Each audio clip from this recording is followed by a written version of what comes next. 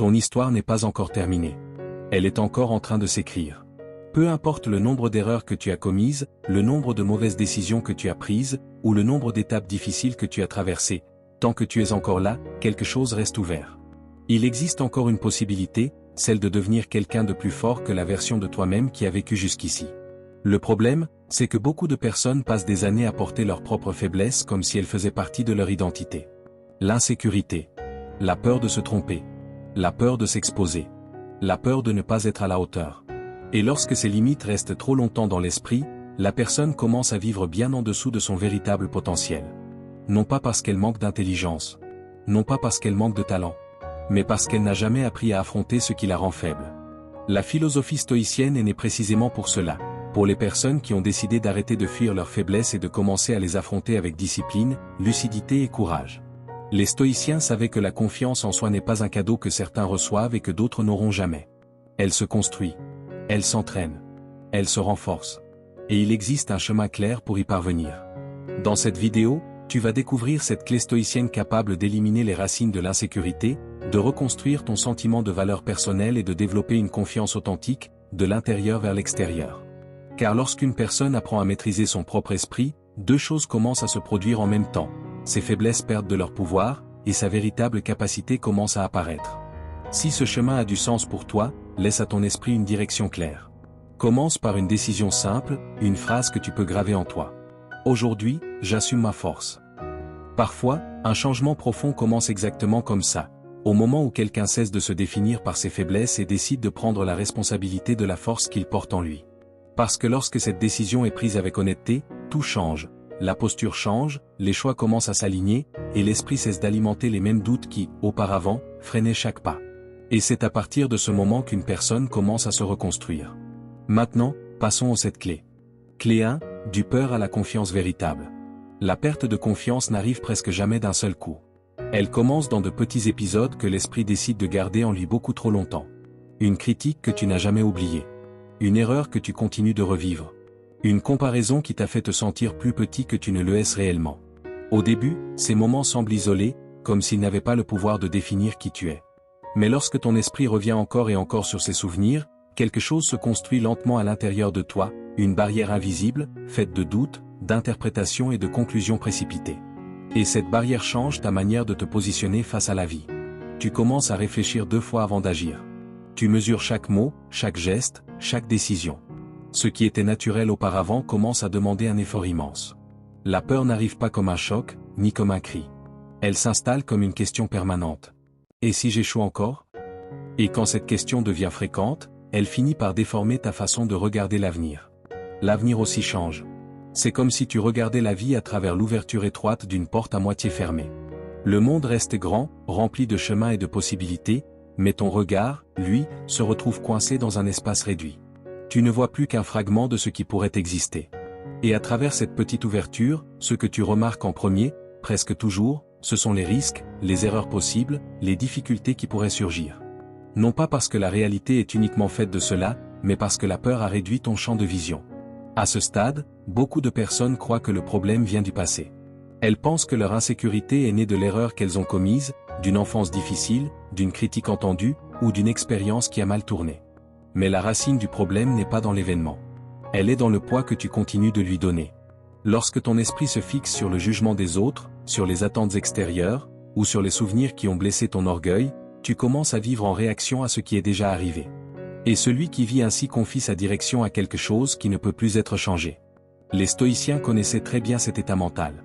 Ils comprenaient ce que les grandes passions comme la peur, la colère ou l'insécurité provoquent dans l'esprit humain. C'est pourquoi Épictète enseignait que la liberté commence au moment où tu cesses d'essayer de contrôler ce qui n'a jamais été entre tes mains, et où tu commences à diriger ton attention vers ce qui dépend réellement de toi. Ce changement d'attention semble simple, mais il transforme complètement la manière dont se construit la confiance. Car la vraie confiance ne naît pas des promesses, des compliments ou de la reconnaissance extérieure. Elle naît de preuves intérieures. Elle naît des actions que tu accomplis même quand le doute apparaît. Elle naît des petites victoires que tu remportes lorsque tu décides d'avancer malgré l'insécurité. Chaque effort constant commence à affaiblir l'ancienne histoire que tu racontais sur toi-même, celle de l'incapacité. Chaque pas que tu fais renforce une nouvelle vérité. Tu es capable d'avancer. Et lorsque ces preuves s'accumulent, quelque chose d'important se produit. la porte qui semblait presque fermée commence à s'ouvrir. Tu commences à voir plus d'espace, plus de possibilités, plus de chemins qui étaient auparavant hors de ton champ de vision. Et alors tu comprends une chose essentielle. La confiance n'a jamais été enfermée à l'extérieur. Elle attendait simplement que tu pousses la porte. C'est pourquoi tu ne dois pas attendre de te sentir confiant pour agir. Commence à agir, même avec de petits pas. Étudie davantage. Entraîne-toi davantage. Consacre du temps à ce qui renforce ta capacité à avancer. Chaque petite réussite, c'est comme si tu ouvrais la porte de quelques centimètres supplémentaires. Et lorsque cette porte finit par s'ouvrir complètement, tu découvres ce que la peur a tenté de cacher pendant longtemps. Le monde n'a jamais été aussi étroit qu'il en avait l'air. Aujourd'hui peut être le jour où tu fais ce mouvement. Celui où tu laisses derrière toi le poids des anciens doutes. Celui où tu cesses de revivre des douleurs qui t'ont blessé il y a longtemps, et où tu recommences à construire ta propre force. Car la confiance réelle n'est pas un cadeau qu'on te donne. C'est une décision que tu prends. Et cette décision n'arrive que lorsque tu choisis de ne plus vivre sous le commandement de la peur, et que tu reprends enfin le contrôle de ta propre vie. Clé 2, reconstruis ton sentiment de légitimité. Le deuxième pilier de la confiance en soi, que beaucoup de personnes ignorent, c'est le sentiment de légitimité. Il ne suffit pas d'être capable. Tu dois aussi ressentir, avec honnêteté, que tu as fait ce qu'il fallait pour mériter la place que tu occupes. Quand ce sentiment n'existe pas, quelque chose commence à se produire dans l'esprit. Même face à de véritables réussites, une voix silencieuse apparaît et murmure. Ce n'est pas totalement à toi. Et alors naît un conflit intérieur difficile à expliquer. À l'extérieur, la vie avance. Mais à l'intérieur, tu continues de douter, est-ce que tu devrais vraiment être là? La plupart du temps, ce conflit ne vient pas des faits. Il vient de la manière dont nous interprétons les expériences que nous vivons. Prenons un exemple concret. Imagine que tu salues quelqu'un dans la rue et que tu lui dis « Salut, ça va ?» Et cette personne ne répond pas. En quelques secondes, ton esprit construit une explication. Il y a quelque chose qui ne va pas chez moi. Mais regarde attentivement, il ne s'est rien passé d'autre qu'un silence. Tout le reste a été fabriqué par ton interprétation. Peut-être as-tu déjà vécu cela. Le problème, c'est que ce même mécanisme se reproduit ensuite dans des situations beaucoup plus importantes. Une présentation qui ne s'est pas déroulée parfaitement. Un entretien qui ne s'est pas bien passé. Un projet qui a échoué. Une relation qui s'est détériorée. Au lieu de voir ces épisodes comme des événements spécifiques, beaucoup de gens les transforment en conclusions définitives sur eux-mêmes. Je ne suis pas bon pour ça. Je n'ai pas de valeur. Je ne suis pas fait pour ça. L'amour, ça n'arrive qu'aux autres. Et quand ce type de conclusion se répète au fil des années, ce n'est plus seulement une pensée passagère. Cela devient une partie de ton identité. C'est comme si tu construisais le portrait de toi-même en utilisant uniquement les mauvaises pièces d'un puzzle. Chaque erreur s'ajoute au tableau. Chaque critique trouve sa place. Chaque échec devient une confirmation supplémentaire. Et après un certain temps, le portrait final semble prouver que tu vaux moins que ce que tu es réellement. Les stoïciens avaient compris ce processus avec une grande lucidité. Marc Aurèle a écrit « L'âme se teinte de la couleur des pensées qu'elle entretient ». Autrement dit, la manière dont tu interprètes les événements finit par déterminer l'image que tu construis de toi-même. Quand une erreur est traitée comme une condamnation, elle écrase ton identité. Mais lorsqu'elle est traitée comme une information, elle devient un outil d'apprentissage. C'est pourquoi reconstruire ton sentiment de légitimité exige une décision claire. Arrêter de transformer les difficultés en sentences permanentes. Tu n'as pas besoin de nier tes erreurs. Tu dois seulement les remettre à leur place. Une erreur ne définit pas qui tu es. Le passé ne définit pas qui tu es. Les opportunités perdues ne définissent pas qui tu es. Les relations brisées ne définissent pas qui tu es. Tout cela ne fait que révéler l'endroit où il reste de l'espace pour grandir. Et quand cette compréhension mûrit en toi, quelque chose d'important commence à changer dans ta posture face à la vie. Tu commences à occuper les espaces avec plus d'intention. Non pas pour prouver ta valeur, mais parce que tu reconnais ton effort. Tu reconnais ton droit d'être là, ton droit d'appartenir à ce pourquoi tu t'es battu. La compétence construit la capacité. Mais la légitimité soutient la confiance. Et lorsque ces deux piliers se rencontrent, l'insécurité recule. À ce moment-là, tu cesses d'avancer comme quelqu'un qui demande la permission d'exister. Tu avances enfin comme quelqu'un qui a reconnu sa propre valeur. C'est pour cela que la prochaine clé est si importante. Maintenant que tu as appris à défendre ton droit d'avoir et de réussir, il est temps de comprendre comment construire ton propre pouvoir. Comment construire tes prochains pas. Clé 3, construis une compétence réelle. Il existe un chemin bien plus solide pour développer la confiance en soi que d'essayer de se convaincre avec des phrases motivantes. Devenir réellement compétent. L'esprit humain réagit aux preuves. Il observe ce que tu fais de manière répétée, puis, à partir de cela, il construit une conclusion sur qui tu es. C'est pour cette raison que la confiance en soi ne se construit pas d'abord dans les discours, elle se construit dans le comportement. Quand quelqu'un apprend quelque chose de nouveau, au début tout semble instable. Les mains manquent encore de précision. Les idées ne sortent pas clairement. Les décisions prennent plus de temps qu'elles ne devraient. Mais chaque tentative ajoute une petite preuve dans l'esprit. Tu avances. C'est ainsi que la compétence commence à se former. Pas comme un saut soudain, mais comme une accumulation progressive de pratiques. Pense à n'importe quelle personne que tu respectes dans un domaine précis. Un médecin qui prend des décisions avec fermeté. Un athlète qui entre sur le terrain sans hésitation. Quelqu'un qui parle en public avec naturel. Cette assurance n'est pas apparue dans un moment d'inspiration. Elle a été construite pendant de nombreux jours ordinaires. Des jours d'entraînement, de répétition, d'erreurs et d'ajustements. La confiance que ces personnes montrent au monde n'est que la partie visible de quelque chose de beaucoup plus profond, des heures d'effort que presque personne n'a vu. Quand tu comprends cela, l'insécurité commence à prendre une autre forme. Au lieu de te battre pour ressentir plus de confiance, tu commences à investir dans quelque chose de bien plus concret. La capacité. Les stoïciens comprenaient ce principe avec une grande clarté. Épictète enseignait qu'il ne suffit pas de connaître le chemin de la vertu, il faut le pratiquer continuellement. Pour eux, le caractère n'était pas un idéal lointain. C'était une habitude construite dans la vie quotidienne. Et cette même logique s'applique à n'importe quelle compétence. Si tu veux plus de sécurité dans tes décisions, entraîne ta pensée avec plus de discipline. Si tu veux parler avec plus de clarté, travaille ta communication.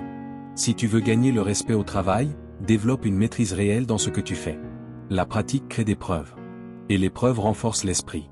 Lorsque tu t'investis avec constance, quelque chose commence à changer.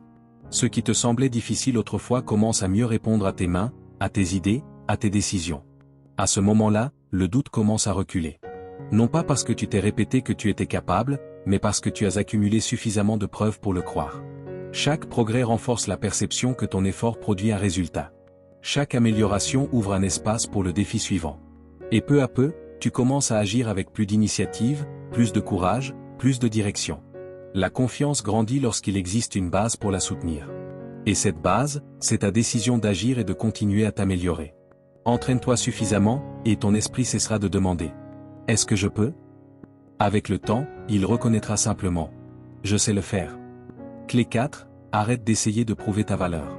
L'un des plus grands poids qu'une personne puisse porter, c'est de transformer chaque résultat en un jugement sur elle-même. Très tôt dans la vie, nous apprenons à mesurer notre valeur personnelle à travers l'issue des choses. Si tout se passe bien, il n'y a pas de problème, nous pensons que tout va bien. Mais si cela se passe mal, alors quelque chose en nous semble être mauvais. Avec le temps, cette logique crée une pression constante. Chaque tentative finit par ressembler à une épreuve définitive, comme si chaque action devait prouver qui tu es. Et lorsque tout devient un test, agir cesse d'être naturel. Chaque pas porte trop d'attentes. Mais le problème, c'est que la vraie vie ne fonctionne pas comme un verdict final. Elle fonctionne comme un entraînement. Observe n'importe quelle compétence qui te semble facile aujourd'hui. À un moment donné, elle a exigé de l'attention, de la répétition, de la correction. Il y a eu des essais maladroits, des ajustements, de l'apprentissage. Et rien de tout cela n'avait pour rôle de définir ta valeur. Tout cela servait seulement à construire ta capacité. La confiance naît exactement dans ce territoire, dans la répétition consciente d'actions qui sont sous ton contrôle. Quand tu t'attaches uniquement au résultat, ton esprit se projette vers un point qui n'existe pas encore. Il essaie de garantir une issue avant même d'avoir parcouru le chemin. Cela crée de la tension, de l'anxiété, et une sensation permanente de risque. Mais quand ton attention revient à l'action, à l'étude faite aujourd'hui, à l'entraînement répété aujourd'hui, à la conversation difficile que tu choisis d'affronter aujourd'hui, quelque chose se réorganise en toi. Ton énergie cesse d'être consommée par l'attente et commence à nourrir le mouvement. C'est ici qu'une ancienne leçon du Bhagavad Gita prend tout son sens. Tu as droit à l'action, mais pas au fruit de l'action. Cette phrase ne parle pas d'indifférence face au résultat. Elle parle de liberté. Quand tu t'engages dans le processus, chaque journée devient une occasion de progresser, et non un jugement final sur ta valeur. Le contrôle cesse d'être entre les mains du hasard et revient entre les tiennes, dans tes heures de travail, dans tes répétitions silencieuses, dans tes décisions quotidiennes qui renforcent ton caractère et tes compétences. Et quand cette posture s'installe, la confiance ne dépend plus de quelques victoires ponctuelles. Elle repose sur quelque chose de bien plus solide. La certitude que tu avances. Retiens bien cette idée. Si la valeur de ton chemin se mesure au nombre de pas que tu fais vers ce qui compte vraiment, alors aucun jour d'effort ne sera perdu. Tu ne seras plus prisonnier de l'anxiété de devoir prouver quelque chose au monde. Tu seras occupé à construire quelque chose en toi. Lâcher prise sur le résultat ne signifie pas abandonner l'ambition. Cela signifie libérer l'action. Et quand l'action devient constante, disciplinée et consciente, la vie cesse de ressembler à un tribunal. Elle se révèle pour ce qu'elle a toujours été. Un terrain de croissance. Commence à pratiquer ce changement dès aujourd'hui. Dirige ton attention vers ce que tu peux faire maintenant, avec présence et dévouement. Car au moment où tu t'engages pleinement dans le processus, le résultat cesse d'être une prison. Il devient simplement une conséquence du chemin que tu as choisi de parcourir. Clé 5, réécris l'histoire que tu te racontes à toi-même. Beaucoup de batailles importantes ne se déroulent pas dans le monde extérieur. Elles se déroulent dans le dialogue que tu entretiens avec toi-même. C'est cette voix intérieure qui apparaît précisément dans les moments les plus vulnérables. Quand tu fais une erreur. Quand tu es rejeté. Quand quelque chose ne se passe pas comme tu l'avais imaginé. Elle ne gagne pas avec un cri, mais avec une conviction froide. Tu n'es pas assez bon. Tu n'y arriveras pas. Et la plupart du temps, cette voix ne décrit pas la réalité. Elle ne fait que répéter d'anciennes interprétations que ton esprit a appris à accepter. Imagine-la comme une alarme déréglée, un système censé te prévenir d'un danger réel, mais qui finit par se déclencher dans des situations normales. Tu échoues une fois, et l'alarme sonne, n'essaie plus. Tu es rejeté, et l'alarme se déclenche, ne t'expose plus. L'intention du cerveau est d'éviter la douleur. Mais lorsque cette logique domine tout, l'effet n'est plus la protection. C'est la limitation. L'esprit humain a été conçu pour privilégier la sécurité, pas la croissance. Et lorsqu'il associe une expérience à la souffrance, il crée rapidement une conclusion pour empêcher que cela se reproduise. C'est ainsi que naissent de nombreuses croyances limitantes. Une croyance limitante agit comme une frontière invisible. Tu continues de marcher, de travailler, d'essayer certaines choses, mais toujours dans un territoire réduit. Et ce qu'il y a de plus étonnant, c'est que cette frontière n'a presque jamais été créée par les faits eux-mêmes. Elle a été créée par l'interprétation que tu en as faite. Une présentation où tu t'es bloqué ne prouve pas que tu es incapable de parler en public. Cela prouve seulement que cette compétence a encore besoin d'être développée. Une relation qui se termine ne signifie pas « personne ne m'aimera jamais ». Cela signifie simplement que cette expérience t'a apporté des leçons que tu es encore en train d'apprendre à intégrer. Chez nous tous, la douleur de l'événement finit par passer. Mais ce qui reste, c'est le sens que chacun décide de lui donner. Les stoïciens comprenaient cela avec une grande clarté. Marc Aurèle écrivait « Notre vie est façonnée par les pensées que nous cultivons ». Autrement dit, ce que tu répètes mentalement chaque jour finit par transformer la manière dont tu vois le monde, et dont tu te vois toi-même. C'est pourquoi reconstruire tes croyances exige de la conscience. D'abord, observe l'émotion qui surgit lorsque quelque chose de difficile arrive. Interroge-toi. Qu'est-ce que je ressens exactement en ce moment? La peur du rejet. La honte d'échouer. La frustration de ne pas avoir le contrôle. Quand tu nommes l'émotion, elle cesse d'agir dans l'ombre. Ensuite, cherche d'où elle vient. Très souvent, ces réactions ont commencé bien avant le moment présent. Elles peuvent être nées d'une vieille critique, d'un échec marquant, ou d'un événement qui a laissé une trace profonde. Reconnaître cette origine ne change pas le passé, mais cela empêche le passé de continuer à diriger tes décisions d'aujourd'hui. Puis vient l'étape suivante, réinterpréter. Chaque événement peut être raconté de deux façons, comme une preuve d'incapacité, ou comme une étape d'apprentissage. Si tu as échoué dans quelque chose d'important, cela n'a pas besoin de devenir un verdict sur ta valeur. Cela peut simplement devenir une information sur ce qui doit être corrigé. La réalité reste la même. Ce qui change, c'est la place que tu occupes face à elle. Et lorsque ce changement se produit, quelque chose de puissant devient possible, transformer la douleur en énergie de croissance. Chaque difficulté vécue contient une matière première pour ton renforcement. Ce qui semblait n'être qu'un échec peut devenir un entraînement pour des défis plus grands. Au lieu d'utiliser ton échec comme une punition, transforme-le en carburant. Dis-toi, cela m'a rendu plus fort. Cela m'a entraîné. Cela m'a préparé pour la prochaine étape. C'est comme prendre une pierre qui bloquait ton chemin, et l'utiliser pour construire les marches de ta propre ascension. Au final, tout revient à une question simple. Quelle histoire choisis-tu de te raconter sur ce que tu as vécu? Parce que le récit que tu décides de garder peut devenir une prison invisible, ou bien devenir l'élan qui te propulse vers l'avant. Clé 6, qui décides-tu d'être? Le seuil invisible qui détermine jusqu'où tu avances dans la vie. La réalité se trouve rarement dans les circonstances. Elle se trouve dans la manière dont tu te perçois. Chaque personne porte en elle une définition silencieuse de ce qu'elle croit être. Et cette définition influence ses décisions, les opportunités qu'elle accepte, et même ce qu'elle pense mériter. Si, au fond de toi, tu te vois comme quelqu'un d'insécure, tu auras tendance à agir avec une prudence excessive. Mais si tu te vois comme quelqu'un de capable, tes décisions deviendront naturellement plus fermes. Cet ensemble de croyances forme ce que la psychologie appelle le concept de soi, l'image que tu as construite de toi-même au fil de la vie. Le problème, c'est que beaucoup de personnes ne s'arrêtent jamais pour définir cette image consciemment. Elles répètent simplement les interprétations accumulées au fil des années, des critiques anciennes, des échecs, des blessures, des conclusions erronées, qui finissent par devenir une identité silencieuse. Pourtant, ton concept de soi peut être vu comme un accord que tu passes avec toi-même.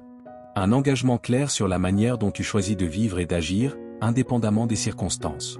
Ce n'est pas une promesse vague, ni une intention passagère. C'est une référence intérieure qui guide tes décisions quotidiennes. Quand quelqu'un établit ce type d'engagement, quelque chose commence à s'organiser dans son esprit. Les actions ne dépendent plus uniquement de l'humeur du jour ou de la motivation du moment. Tu agis parce que tu reconnais que certaines attitudes font partie de la personne que tu as décidé d'être. Et cette cohérence crée une base solide pour la confiance. Car l'une des plus grandes sources d'insécurité n'est pas l'échec en lui-même, mais le sentiment de ne pas pouvoir faire confiance à ses propres décisions. Quand tu penses une chose, promets une autre, et agis d'une manière différente, une tension intérieure apparaît, ce que la psychologie appelle la dissonance. L'esprit perçoit cette contradiction et commence à douter de sa propre stabilité. Mais lorsque pensée, parole et action avancent dans la même direction, cette tension disparaît. L'identité devient plus stable, et la confiance trouve enfin un terrain solide pour grandir. C'est pour cela que la vraie confiance en soi ne naît pas de grandes déclarations. Elle naît de petites attitudes cohérentes. Imagine une journée ordinaire. Tu te réveilles fatigué, sans envie de faire quoi que ce soit d'important. Si tu attends que la motivation apparaisse d'abord, tu risques de passer toute la journée à repousser ce que tu dois faire. Mais si tu décides d'agir selon l'identité que tu as choisi de construire, quelque chose change. Tu te lèves. Tu accomplis une tâche. Tu respectes l'engagement que tu as pris envers toi-même. Et ce geste simple envoie un message puissant à ton esprit. Je suis quelqu'un qui tient parole. Avec le temps, cette constance devient l'une des formes de confiance les plus solides qui existent. Non pas une confiance fondée sur les compliments ou la reconnaissance extérieure, mais une confiance qui naît d'une certitude intérieure. Tu peux compter sur toi-même. Et quand cette certitude s'installe, ta façon d'occuper le monde change aussi. Tu arrêtes d'agir pour obtenir l'approbation des autres. Tu commences à agir avec la tranquillité de quelqu'un qui est aligné avec ce qu'il a décidé d'être. Clé 7, tu deviens méconnaissable seulement lorsque tu décides de vivre à la hauteur de ton potentiel. Ta plus grande faiblesse n'est pas la peur d'échouer. Ta plus grande faiblesse, c'est de continuer à cacher la force que tu possèdes déjà. Combien de fois as-tu gardé une idée pour toi? Combien de fois as-tu choisi de te taire, de ne pas agir, simplement parce que tu croyais ne pas être capable? Combien d'opportunités sont passées devant toi pendant qu'une partie de ton esprit répétait « ce n'est pas encore le moment. Il me manque encore quelque chose. Il vaut mieux attendre ». Chaque fois que tu recules de cette manière, ta vie se rétrécit un peu. Non pas parce que le monde devient plus petit, mais parce que tu cesses d'occuper l'espace que tu pourrais occuper. Et quand ce schéma se répète assez longtemps, la personne finit par croire que cette version réduite d'elle-même est sa véritable identité. Mais ce n'est pas vrai. À l'intérieur de toi, il existe des capacités qui n'ont pas encore été utilisées, des décisions qui n'ont pas encore été prises, et une force qui attend toujours un ordre clair. Le problème, c'est que beaucoup de gens se sont habitués à ne regarder que leurs propres défauts, et ont cessé de voir les ressources qu'ils portent en eux. C'est comme quelqu'un assis sur un coffre rempli d'outils, qui se plaint de ne rien avoir pour construire. Le potentiel ne se révèle pas en théorie. Il apparaît lorsque tu te mets en mouvement. Chaque défi que tu affrontes élargit ta structure intérieure. Chaque pas que tu fais malgré la peur, malgré le doute, malgré l'inconfort, te transforme. Et peu à peu, tu vas plus loin que ce que tu croyais possible. C'est ainsi que se forme la confiance véritable, à travers les preuves que tu crées toi-même par tes propres actions. Les stoïciens comprenaient cela avec clarté. Marc Aurèle écrivait : ne gaspille pas le reste de ta vie à penser à ce que font les autres. Utilise ce temps pour rendre ton âme excellente. C'est un appel direct à la responsabilité personnelle. Car la vie change de direction au moment où tu cesses de gaspiller ton énergie dans la comparaison, dans la recherche d'approbation et dans les attentes extérieures, et où tu commences à diriger cette énergie vers une transformation réelle. Devenir plus fort, plus discipliné, plus lucide. Le potentiel n'est pas un compliment que quelqu'un te fait. C'est une responsabilité. Réfléchis honnêtement, si jusqu'à aujourd'hui tu as vécu en dessous de ta véritable capacité, que peut-il se passer le jour où tu décides de ne plus négocier avec tes faiblesses? Que peut-il se passer lorsque tu arrêtes de repousser les décisions importantes, lorsque tu cesses de diminuer ta propre voix, et que tu commences à agir avec fermeté? Il existe une version de toi qui n'est pas encore apparue complètement. Une version plus disciplinée, plus sûre d'elle, plus consciente de sa valeur. Et quand cette version prend le contrôle de ta vie, ceux qui te connaissaient avant ne reconnaissent presque plus la personne que tu es devenue. Mais le changement le plus important ne se produit pas dans la façon dont les autres te voient. Il se produit dans la façon dont toi, tu commences à te voir. Car au moment où tu décides de vivre selon tout ce que tu peux devenir, la peur cesse d'être le centre de tes choix. La voix du doute baisse le volume dans ta tête. Et ces sentiments de faiblesse deviennent plus difficiles à maintenir. À leur place apparaît quelque chose de bien plus puissant. Le respect de soi. Alors grave ceci en toi avec clarté, tu n'es pas né pour vivre compressé à l'intérieur de tes propres limitations. Tu es né pour grandir, pour évoluer, pour devenir quelqu'un qui honore ses capacités. Aujourd'hui, toutes ces clés t'ont été données. Et tu quittes cette vidéo en sachant que la confiance ne naît pas en attendant que le courage arrive. Elle naît quand tu décides d'agir, même avec la peur. Tu as appris que la légitimité se reconstruit lorsque tu arrêtes de transformer tes erreurs en condamnation. Tu as appris que la compétence se construit grâce à une pratique quotidienne. Tu as compris que ta vie n'a pas besoin d'être un tribunal où chaque résultat juge ta valeur. Tu as compris que l'histoire que tu te racontes peut t'emprisonner, ou bien te propulser. Que ton identité doit être choisie consciemment. Et que ton potentiel n'est pas une promesse lointaine. Il commence au moment où tu assumes la responsabilité de la personne que tu décides de devenir. À présent, la question n'est plus « Est-ce que je suis capable ?» La question est « Suis-je prêt à vivre à la hauteur de ce que je peux devenir ?» Si cette décision a du sens pour toi, écris dans les commentaires. Aujourd'hui, je choisis de croire en moi. Cette phrase est plus qu'un simple commentaire. C'est une ligne qui sépare la vie que tu acceptes, de la vie que tu décides de construire. Si cette vidéo t'a parlé, laisse un like, partage-la avec quelqu'un que tu apprécies et abonne-toi à la chaîne. Merci d'avoir regardé.